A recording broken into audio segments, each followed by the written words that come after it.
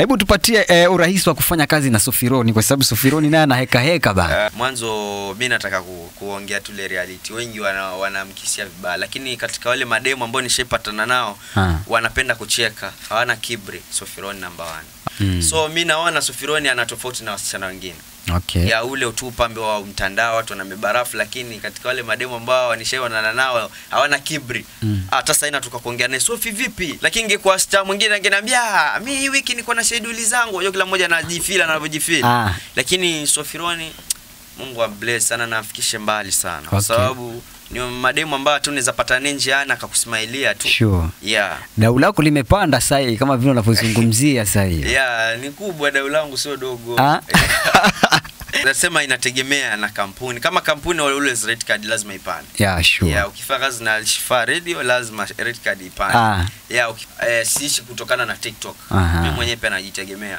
So huwa kuna watu ambao lazima niishi nao poa, kwa sababu hujui nani atakusaidia. Sure. Na hii mitandao si hakuna mwenye alishaidumu tu all the times you viral moment. No, lazima kuna time cut off, mwingine atakuja. So inategemea time yako uliishi na watu vipi. Okay. Na hivi vitu havidumu. Kuna leo unaweza amka kwamba fulani alikufa. Hao mashabiki ndio watakao kuzika, hao ndio watakao kuombea, hao ndio watakao fanya everything. So mimi huwa mara nyingi wanashauri watu tuishini poa.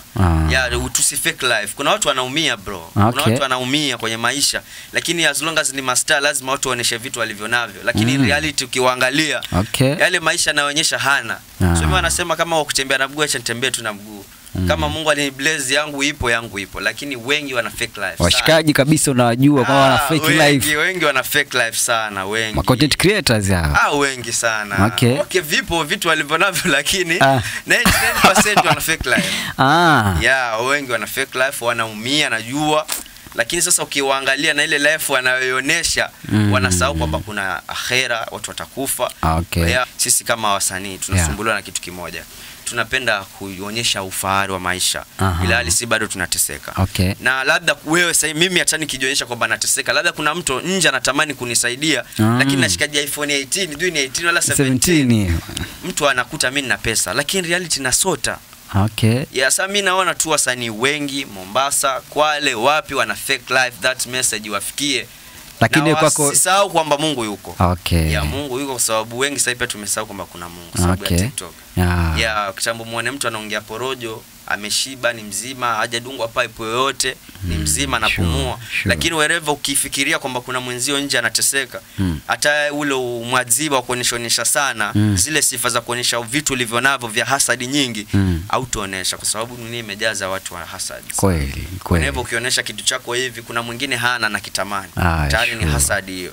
Lakini sisi tunajipotosha tu kuonesha, unaona kwamba ndio kupata followers. No. Ishafika time wewe bana ukaona kwamba bana mbona mimi nakaa kama niko nyuma wenzangu wako mbele, mimi nami inabidi nijichanganye na wenzangu. Mimi sijawahi tamani maisha ya watu brother, kwa sababu labda mtu uwezi jua alishiriki, alienda kushirikina ndo akakipata. Sisi watu tuko tofauti. Sasa mwanzo kutamani maisha ya mtu ni vizuri, lakini sisi tunatamani maisha ya mtu kwa dhamira mbaya. Tukiangalia wengi tunatamani maisha ya watu kutokana na venye mwenzako amepiga hatua. Sawa mtamani, lakini ukiangalia historia kila mtu ambaye anajaribu kuonesha mafanikio yake, muangalie historia yake. Kuna watu wana pesa bro. Kuna mtu ana pesa lakini hata uwezi hiki ana ulo sifa. Kuna watu wanajua kuishi na pesa. Lakini sisi ambao tunazishika mwaka huu hatujui kuishi nazo. Anataka ukifika pesa kidogo tu mtu ashaonesha kelele nyingi, haipendezi. Alafu pia tusiishi kama sisi hatujui dini. Dini haitaki hivyo pia. Labda tuzungumzie kwenye ile upande wa kuvaa. Ile idea nzima kwamba kila mahali unapofika unataka uonekane kwamba una vitu vingine. Na sasa kuna vingine vinakuja. Vinakuja, na mimi wanaenda na kwa sababu mashabiki wanachoka haraka. Mashabiki wanasinywa kwa sababu ni uwe mtu wa kusoma comments pia. Unaangalia wale wa negative comments wanamaanisha nini. Si kila mmoja amekucomment kwa raha. Kuna yule mtu ambaye anakuonea mbali, anajua ukifanya hivi ata upgrade.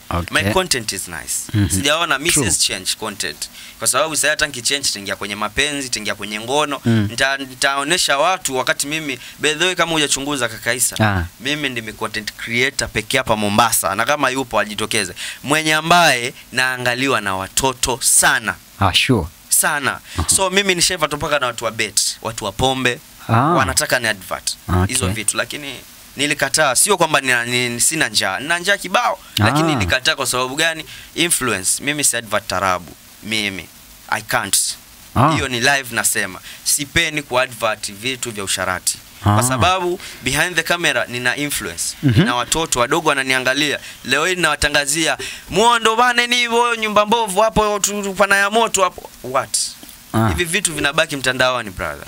Naenda nagongwa na gari na alikia watu wakazini pale mahali. So nitakuwa ninaacha nini? Okay. So mimi wanaishi nikiangalia kesho yangu pia. Siishi tu kufocus na mitandao. Yataisha. Yeah. Kwa hivyo wewe huwezi kupiga advert yote ambayo inahusiana na ulevi wala usherati. Sifanye advert za usharati. Washikaji wanakuja nishafuatwa paka na watu wa beti bro. Basi itabidi tukupatie dola ngapi ufanye. Sifanye advert za beti, sifanye advert za tarabu, sifanye advert zozote za kuitia watu usharati. That's real. Nimetamani sana kusikia ratiba yako ya siku. Asubuhi kiamka, ule utaratibu wako paka jioni inafika unaenda kupumzika. Ukoje? Mimi mwanzo nikiamka, kitu cha mwanzo anamuomba Mungu mwanzo kwa kuamka, kwa sababu kuamka ni rehema pia. Yeah. Alafu chengine huwa napenda sana niangalie schedule yangu mimi mwenyewe, kwa sababu mimi ni mtu napenda kushoot. Napenda sana mambo na kushoot. Na chengine ambacho napenda kuomba Mungu wangu na kufocus na kazi yangu. Basi sipendi urafiki. Mimi huwa niko hivyo. Sina marafiki kaka Isa. Yeah, that's real. Hauna washikaji kabisa kwamba leo ni weekend. Ukiangalia hata washikaji wenyewe ndio wao. Mtu ana comment kwa video yako anakuambia ukiona content mtu anaweza kuigiza sana, change content. Mbele za watu wetu marafiki. Sasa mimi naona wao sio wana. Mimi bedeka Kaisa, mimi kuna mtu napenda kusema. Ukiwa na rafiki yako, kwenye maisha ukiwa na rafiki yako, alafu ukiwa na ule rafiki ni mtu sana wa kuongea mabaya yako mbele za watu kama matani, that's not a friend. Huo ni mnafiki. Chukua hii itakusaidia. Huo si rafiki.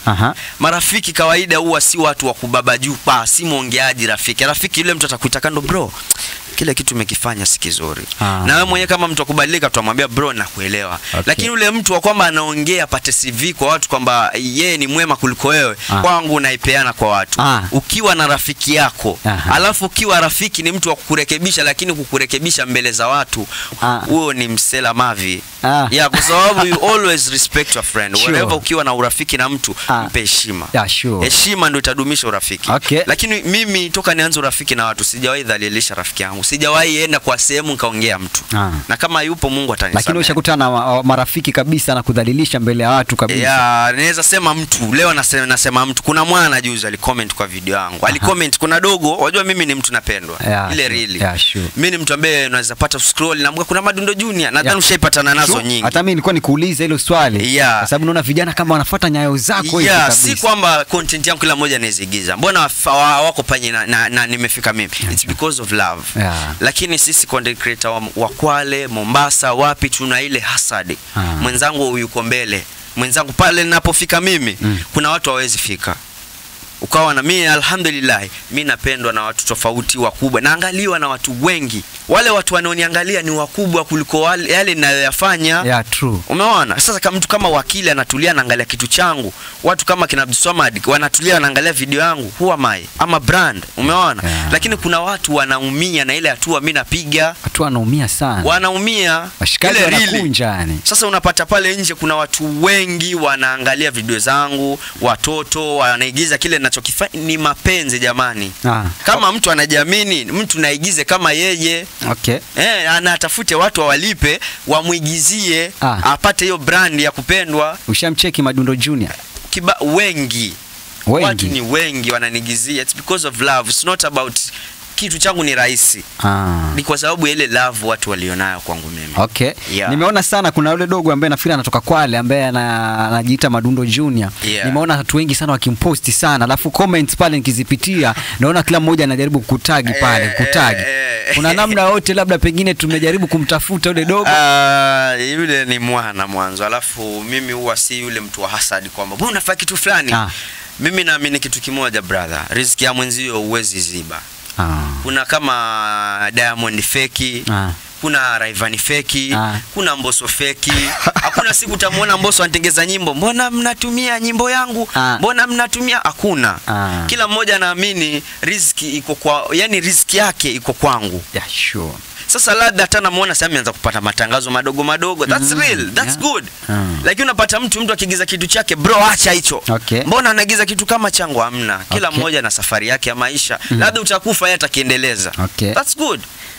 Sasa huwa sina ile conversation nyingi naye, lakini always na comment kwa video zake, nampa support, brother keep it up. Si kila mmoja anaweza. Wewe kama unaweza, wewe kama unaona kitu chako kinaweza, waambie watu wakigizie kidumu. Nawapa full message. Kwa sababu saa zingine ukiwa mnyonge sana, wanadamu kuona kama makalio, wanakuona bure sana. Sasa wherever ukinifanyia ujinga, nimevumilia mengi by the way. Mimi si mtu wa kuongea watu kwa media. Ukiona issue nayoongea, jua nataka ikome. Sipendi mazoea, sipendi watu wanizoe sana. Nilifeel vibaya. Mtu ale comment ni mtu ambaye nimemheshimu, nimemtunzia heshima yake, kwamba brother I love you bro. Yeah, I need you bro. Lakini yeye huwa ananikutamia kama naweza move bila yeye. Sasa ile time ya kwamba nimemove, nimemwacha nyuma, anakuta kwamba this guy kumbe tumepoteza bahati. Chance haiji mara mbili.